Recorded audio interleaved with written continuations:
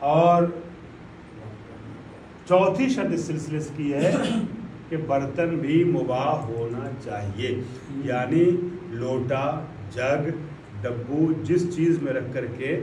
ہم پانی وضو کر رہے ہیں وہ بھی کیا ہونا چاہیے؟ مباح ہونا چاہیے، غصبی نہیں ہونا چاہیے، کسی اور کا نہیں ہونا چاہیے۔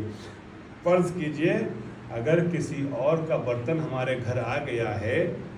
کچھ سامان کر کے انہوں نے بھیجا تھا، یہ آپس میں ایسی جگہ پہ ہو سکتا ہے، کوئی سامان آیا تھا کسی کا، ہاں، اور ہمارے گھر رہ گیا، تو ہمارا فرض یہ ہے کہ وہ خالی کرے برتن پہنچوائیں۔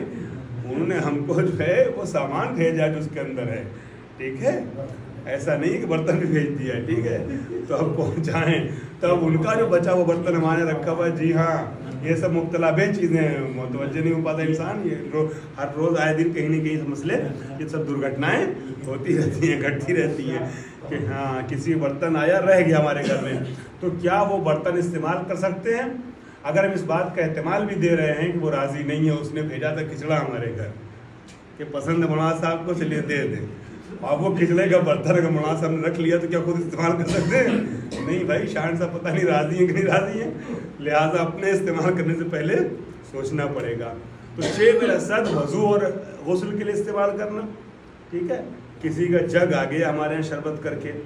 اب وہ جگ ہم نے دھو کر کے جو ہے وہ واش بیسن پہ رکھ دیا، اس سے وضو کر لیں، پانی چلا گیا ہے، تو کیا اس جگ سے ہم وضو کر سکتے ہیں؟ نہیں کر سکتے ہیں، ٹھیک ہے، کیونکہ وہ ہمارا حق نہیں ہے، کسی اور کی امانت ہے، یا کسی کا اٹھا لائیں بغیر اس کو بتائے، تو یہ تو 100% غصبی ہو گیا۔ تو وہ برتن جو ہمارا نہیں ہے، اس برتن میں، غصبی برتن میں، یعنی غیر مباح برتن میں پانی ہو تو ہم وضو نہیں کر سکتے ہیں۔ اس میں چوتھی شرط یہ کہ وضو کا برتن کیا ہو؟ مباح ہو۔ اور آپ تحریر فرماتے ہیں وضو کا برتن احتیاط، میں نے پہلے بھی عرض کیا ہے کہ میں حاشیے ادھر ادھر کی دوسری کتابوں کے خلاصے بھی، شرح لمحہ وغیرہ کی باتیں بھی جو یہاں بیٹھی ہوئی ہیں وہ بھی آپ کے سامنے کبھی کبھی پیش کر دیتا ہوں، بلکہ اکثر پیش کر دیتا ہوں، لیکن کئی بار مین متن جو ہے ہم جو مرکز قرار دے رہے ہیں، محور اپنی گفتگو قرار دے رہے ہیں اپنے مخاطبین کے لیے، آپ حضرات کے لیے، وہ آیت اللہ سستانی کا فتویٰ ہے۔ لیکن میں نے پہلے عرض کیا، پھر عرض کروں گا، بار بار عرض کرتا رہوں گا کہ یہ سارے مسائل کامن ہیں، یہ سبھی کے مسئلے ہیں جو بیان کرتے ہیں۔ اگر کوئی اختلافی مسئلہ آئے گا تو میں کوشش کروں گا کہ متوجہ کر دوں کہ یہ صرف ان کا مسئلہ ہے، باقی مراجع کرام کا اس میں مسئلہ یہ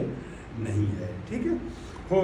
اب آ جائیے مثلا نماز جمعہ پہ جاتے ہیں کہ نماز جمعہ واجب ہے کہ نہیں ہے، واجب تخیری ہے کہ تعینی ہے، تو وہاں پر ہم فرق بیان کر دیں گے، ایسے موارد میں فرق بیان کر دیں گے، ورنہ عام طور پہ جو مسئلے بیان کر رہے ہیں وہ چاہے شرح لمحہ کی عبارتیں ہوں، چاہے توضیح مسائل سستانی صاحب کو، کسی اور تقریباً 99% مشترک